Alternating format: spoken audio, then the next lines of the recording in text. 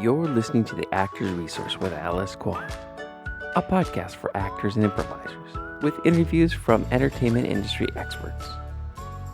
Today's guest is Charlie Holliday, who is a veteran working actor who has appeared in more than 50 movies and television programs, including Kindergarten Cop, Ed Wood, LA Law, Quantum Leap, a guest starring role in They Were Giants, and a series regular role on the TV pilot Tom Hennessey, just to name a few.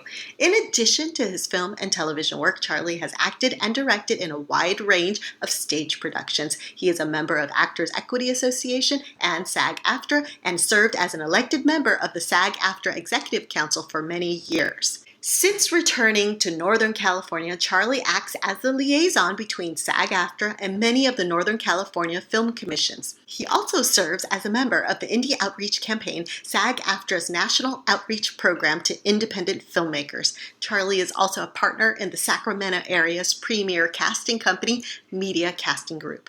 In addition to his own work as a director, actor, and casting director, Charlie has been teaching and coaching actors for more than 20 years and offers both private coaching and acting classes at his private studio in Rancho Cordova. This introduction is just the tip of the iceberg of his vast experience, and we're so lucky to have you here on the Actors Resource podcast to share some of your insights. Welcome, Mr. Charlie Holliday. Ta-da!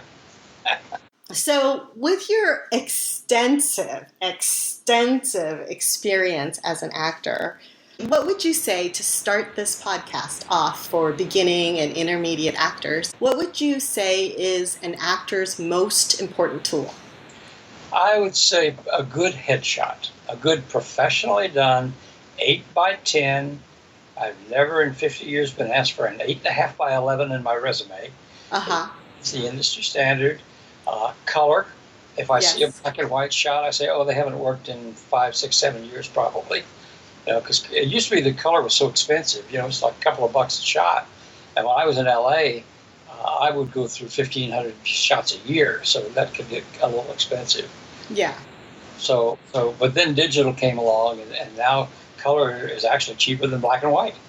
So when you say 8x10, and this is for some of the more beginning actors, it literally means 8 inches wide by 10 inches high. Correct. Does it matter if it's vertical or horizontal? It does, but it doesn't. The thing about most of the websites where you can end up posting your picture, like on Media Casting Group, which is my website. Yes. Horizontals tend to come out scrunched. Right. And a lot of places, for example, the player's guide won't even accept a horizontal shot. Okay, cool. You end up having to crop them to verticals anyway. I personally, I think that that the horizontals for a theatrical shot can be more dramatic. Okay. But overall, I mean, if you're only going to have one shot, you want a close-up smiling headshot that shows your eyes, shows your teeth, shows the shape of your face. Mm-hmm. And when you're talking about, like a professional headshot, for the brand new beginning actors, like a few questions. One, why professional versus just taking a shot themselves or having their friend shoot it? First question. Second question, when you suggest going to a professional headshot photographer, how does a person choose? Well, the best thing with a professional is most of them have a website, and you go and you look at shot and see whose work you like. I think the best headshot photographer in the world is a guy named David Zaw, Z-A-H. He's in LA. I mean, there's a formula that you have to have for a headshot, but this guy within that formula is so creative. And the stuff that he shoots, I mean, go to zawphotography.com. I go and I just hit, slideshow, and I just watch the pictures roll past. He's marvelous. Right. And he's not cheap. He shoots a lot of big stars, but you can pay. See, nobody cares how much you paid for your headshot. I mean, nobody cares. But why I say professional is because a professional, generally they understand that the picture is about your career and not theirs. So that's important. And they know what to shoot. There are tons of people out there, and you can get a shot for $50. You can get a shot for $150. You can get a shot for $1,500, which I think is stupid. No, really. Most on average is going to be around $350. Yeah, you think so? $350? for a decent shot. Yes. Lisa Keating in the Bay Area is marvelous, and I think that's about what she charges. Okay. Lois Team is another one over there that's very good. And this is only for one headshot, or is this for What it multiple? the way that they do it nowadays is you go and they put an SD card in, and they'll shoot for an hour or whatever, whatever, and then they show you, okay, they send you copies of it, and you take a look and you decide these are the ones I want. I always let somebody else, well, I've done it enough to where I can do my own, but generally speaking, I let my agent pick my headshot because they're the one that's going to be working with them. Mm-hmm. And also, I want something that makes me pretty. You do want something that makes you pretty? Or you don't? And they want something that looks like me. Yes. Okay. And in other words, don't let your mom pick your headshots. Gotcha. So mom's looking for something totally different than the industry is looking for. Yes. A headshot is not a glamour shot. Yes, thank you. As a casting director, they want to see your warts and bumps and battle scars and laugh lines, we gently call them, and all of those things. Right. They want an honest shot. Right. They're not looking for a glamour shot. Now, if you wake up with, Vesuvius on your forehead, it's okay. They'll Photoshop that out for you. But yes. But they want to see the way that you generally look. If you're one of the ladies out there, street makeup. Someone will supply a makeup artist, but still, you're not looking for we want something as natural as possible. Right. Because when a casting director looks at you, they say, we can give her a scar, we can give her a wart, we can spackle out the wrinkles around you, if we need to. Yeah. But generally speaking, they want to see what you're really getting. The main thing about your headshot is we should recognize you when you walk through the door. That's really important. Being able to look like your actual photo. That's what we're looking for, something that looks like you. Yeah. So doing like character shots and all that stuff, if you got the money to do all that, it's okay, but it's really not necessary. I think you need a couple of shots. I think you need a good close-up smiling headshot. Again, shows your eyes, shows your teeth, shows the shape of your face. That's your commercial headshot. Mm-hmm. And you can have something that's a little more dramatic. Without a smile and all that, that's your theatrical. That's for movies and TV. Yeah. And if you have those two, you're in pretty good shape. Yeah. Because, see, when you show up for the audition, I know what you look like. Right. So, would you say, like, the worst, or not worst, but one of the irritating things for casting directors and agents is when they're expecting to see a certain image, and then the actor comes in and they don't look like that. Men are no less vain, but women are, the shot that we get is from their high school prom, because that's the best she ever looked in her life. Since then, she's had 4 kids and gained 40 pounds and got some battle scars. Yeah. And that comes through the door. And, we need to be honest. The great thing about the business is you can be drop dead gorgeous the way you are, or you can be so butt ugly that you'd make a hermit run to the back of his cave, and there's work for you. There's work for everybody. You're tall, young, old, fat, black, white, skinny, fat, gorgeous, not, Yeah. It's a beautiful thing about the business is that every movie has those 2 beautiful people, and then there's all the rest of us. Right. Supporting them, making them look extra beautiful comparatively. Yeah, it really is. And there are people, you lose role because you're too good looking. You're better looking than the star, and they don't want that. The star doesn't want that. Wow. I knew one particular actor whose name I won't mention. He didn't want anybody in the cast who was taller than he was. Seriously? Seriously. And he was the lead? He had several series. He's one of the few jerks that I've met. Wow. Most people I've met in the business, and I've worked with, everybody from Robert Redford to Johnny Depp to Bennett Shelf, huge big stars. Yeah. And I've met a couple of jerks, and he was one of them. Wow. And so he was a certain height, and he just didn't want anybody else. Any taller than he was. Wow. And that's not a nice guy. Yeah. Not a nice, good actor. Not a nice camera love. And speaking about that, it makes me segue into, like, as an actor, right? There's the ones who are the leads, and then there's the ones who are supporting, right, as regulars, Yep. people. And then there are people who want to be actors, but they don't, quote unquote, make it. Why is it that some actors don't, quote unquote, make it? I think that the number one reason is because they think they're artists. Oh. Ooh. It Explain further. It ain't called show art. Aha. It's called show business. Ooh, this is good. This is golden. Okay, more. And you have to treat it like you would any other business. Every year in this country, there are thousands of small businesses open up. Mm-hmm. And they all have a great product or a great service or whatever, or they wouldn't open their doors. 3 years later, 80% of them are out of business. Regular businesses, 80% are out of business. Fail within 3 years. Okay. And it's because they don't have a plan. Okay. Have a plan. It's the same thing with actors. There comes a point in the life of an actor that, if you're really going to do this seriously, you're either going to go to New York to do theater and really starve, or you're going to LA and try to do movies and TV and until you get famous enough where then you can go to New York and do theater and make a living at it. But because we all love theater. Yes. Great saying in the business. Film will make you famous. Television will make you rich. But theater makes you good. Oh, excellent. That's a great saying. It's not mine, but it's a great saying. That is that. I'm thinking about that right now. I'm like, Go down, they think they're going to stand, on the street corner and get discovered. And that's not the way it works. I did okay when I went to LA, and I was 41 or 2 before I ever went to LA. Yeah. But I had done my homework. For one thing, I knew who I was. Okay. Meaning? I had a theory that everybody in LA was 20 to 40 and good looking except me. Okay. But I knew who I was. I was a middle-aged, slightly overweight, Irish-looking guy. Okay. And I was not going to be an action hero. I wasn't tall enough. I wasn't good looking enough. Tom Cruise is short.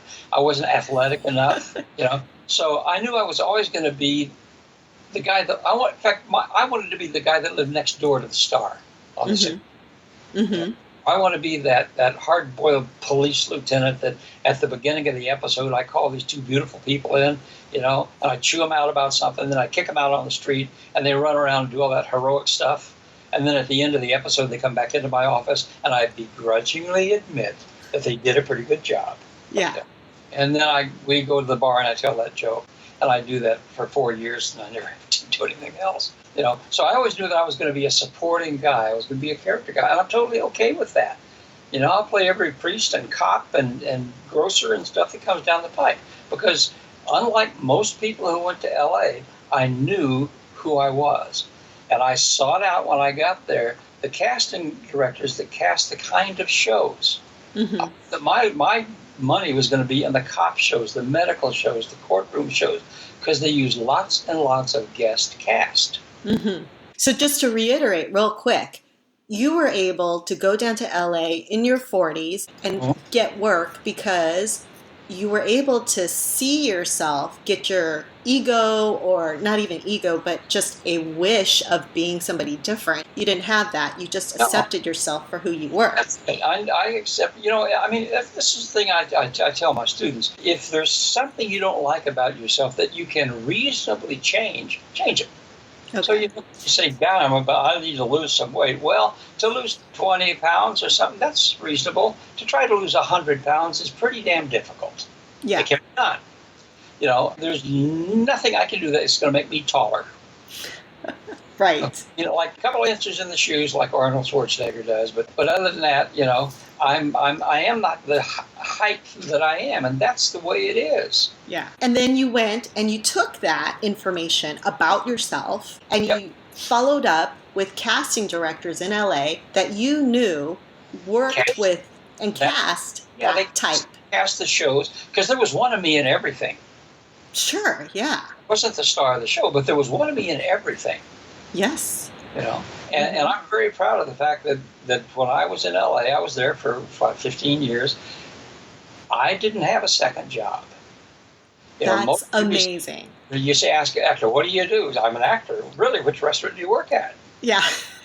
Well, now it's like, are you driving for Lyft or Uber? Yeah, those are great jobs. Those are great jobs for actors. Yeah, You they can are. go an hour, you can work as much or as little as you want to. They're great. I have a couple of my students that do that and do very well at it. Yes. And it's But flexible. But again, knowing who you are and learning to accept that, But again, if there's something you can reasonably change, okay. But don't go trying to get a huge plastic surgery and all this stuff that people do. Go with what you got. It really isn't, and it'll break your heart because bottom line is going to be your ability.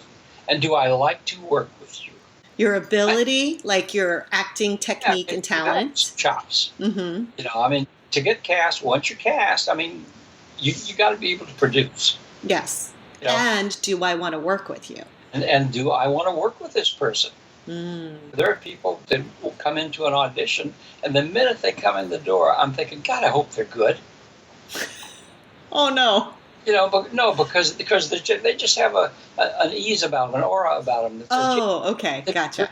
With on the set, and there are other people that come in, and after a couple of lines, you say, I don't want to work with this person. I don't want to spend 6 months in the jungle in a movie with this guy. Gotcha. Right, because you got to spend some time with some people sometimes. The business is about relationships more than anything else. And I think I can honestly say that I have never been on a movie set that I wouldn't be welcome back. Nice. Been on a TV show that I wouldn't be welcome back. Because is awesome. I try to be nice to people. I'm grateful that I'm there. And when the shoot's over, that kid that's been bringing me my water bottle for the last few days, I thank him for that. Yeah. I would stick my head in the makeup trailer and say, hey, could you come to my house tomorrow? I don't look this good most of the time. Yeah. And I make friends with the caterer, too. It's always good to make friends with the caterer. So how do you develop that relationships? Because what if not everyone is as outgoing or as friendly or as gregarious as you are? Like, how would somebody develop relationships if they're more, say, introverted or shy? There are a lot of actors, performers, really, who are shy. Yeah. They're great but they're not great at small talk and all of that. And don't try to be something that you aren't. It's like a person who tries to be funny and they're funny. So be yourself. You don't have to rehearse to be yourself.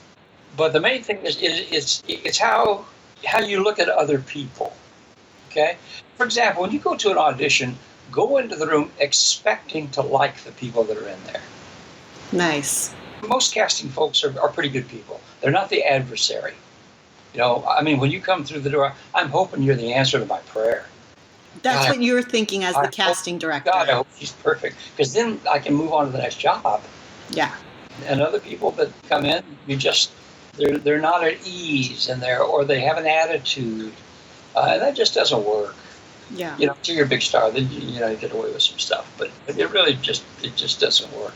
So go in expecting to like folks. You did it when you were in school, I bet you. Like a new kid comes into the school, in the lunchroom, and you look across, she looks cool. I think I'll go say hi to her. So and you expect to like her. Say, hi, how are you? Right. What's the response that you get most of the time? They're like just thrilled, right? They're like, oh, thank God somebody's talking to me. This guy looks like a real jerk, but I'm going to talk to him anyway. What kind of response do you get? I would say defensiveness. That's it. It's not going to be the kind of warmth that you have to put it out. See, the more you give, the more you get to keep. Yeah. And I'm fortunate in that I am outgoing and I really like people. And there's another great thing in this business. Everybody's on your side till you give them a reason not to be. Ooh, that's a great way of going into the business looking with that philosophy. Oh, that's so nice. Versus the opposite, right? Yeah. Which happens. It does happen. Like I said, I've met a couple of people that I don't want to see again. Yeah. But for the most part, not. For the most part, you want to. Yeah. You want to see people. My students are such a huge family.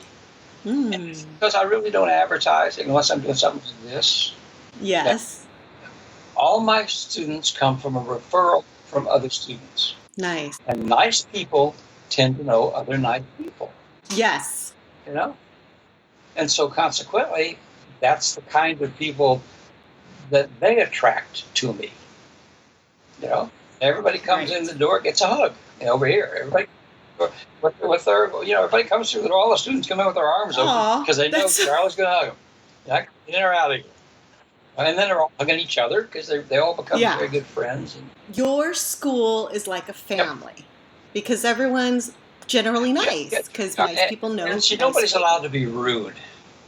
Nobody's allowed to criticize. Nobody's allowed to be mean. I just don't permit it in my classroom. As an actor, you need to feel safe. Yes. And the old saying, what happens in Charlie's studio stays in Charlie's studio. It's a place where you can fail miserably with safety. You try it, and sometimes it doesn't work. And that's okay. Because you feel, okay, I'm going to take, this is a place I can take a risk. Right. This is where I can review and go, what worked, what didn't, why, and that's why not? And I don't pick people apart. I will usually, I'll say, what went well in that scene? What went well? Because, see, that's what you want to repeat. Nice. Yes. Now, if we had a take two, what would you want to do differently? Well, I felt at this point that I wasn't telling the truth. Yes. You always have to be truthful. One of my favorite definitions, Sanford Meisner's, that acting was living truthfully in imaginary circumstances. But your acting has to be truthful. Truth may be you're a pathological liar, but that's the truth of the character. Right. Truth within the imaginary circumstances. Right. Yes. Yeah, and I'm from the Spencer Tracy School of Acting. Know your words, hit your mark, be on time. Yeah. And don't let them catch you. Nice. So we are starting to run out of time. We have about maybe 3 minutes left. And I definitely want you to promote your school, your location, your web address, ways to get a hold of you. Yeah, okay, I'll start with real easy, charlieactor.com. Perfect. charlieactor.com. CHARLIE. ACTOR. It's charlieactor.com is the website. Yes. Email me at charlie@charlieactor.com. Perfect. And this way they can see your classes that you offer. Yep. And I have tons of stuff. I have about 50 YouTube videos. There's a thing called From Charlie's Desk. From Charlie's Desk on YouTube. On YouTube, go up there and start with number one, and it's all great stuff for acting. Awesome. There's a thing in there that is the 12 Commandments of Auditioning. Oh, so good. They're introduced by Moses. That sounds like a hoot. Okay. It is fun. It was really fun to do. My shooting partner did. Don Black shot it for me. It was great. But yeah, I love comments. I love questions. I thrashed around for so many years, and I wasted so much money on the wrong headshots and the wrong teachers and the wrong stuff. Yeah. I'm kind of winding down. I still work some because all the other actors my age are dead. So there's still a few things left for me. But I always said, if I ever gain any knowledge, I want to share it because I never had any mentors. I just thrashed around. So if you got a question, guys, write me, call me. I'm always accessible. I'm always available. And I love actors and I love acting. Because the actors are gift givers. People don't realize that. It's the ticket. We're taught from the time we're pretty small that you're not supposed to show your feelings. You're not, nice girls don't get mad, and big boys don't cry. And you got to be this little box that you're supposed to fit in. And then you decide you're going to become an actor. And what I say is, okay. Now, please, I want you to unzip, please. Just unzip, start at the throat, unzip all the way down, and lay your guts out here. I want to see your heart, and I want to see your soul. I want to see your love. I want to see your lust. I want to see your hatred. I want to see your pain. I want to see your joy. I want to see all those things. That's why I buy my ticket, because I don't get to do that. Yeah. So actors are gifted. That was great. I never thought of it. And my book, by the way, when I ever get around to it, it's going to be called It Ain't Called Show Art. Yes, which is awesome. And now it is literally our time is up. So I just want to thank you so much for being our guest. Do it again. Yes, we have to have you on again because we didn't even touch on SAG-AFTRA. We didn't even touch on more in depth into show art versus show business, right? But in the meantime, right now, I just want to say thank you so much for your time and sharing your information and being a guest here on the Actors Resource Podcast. It was my pleasure. Thank you.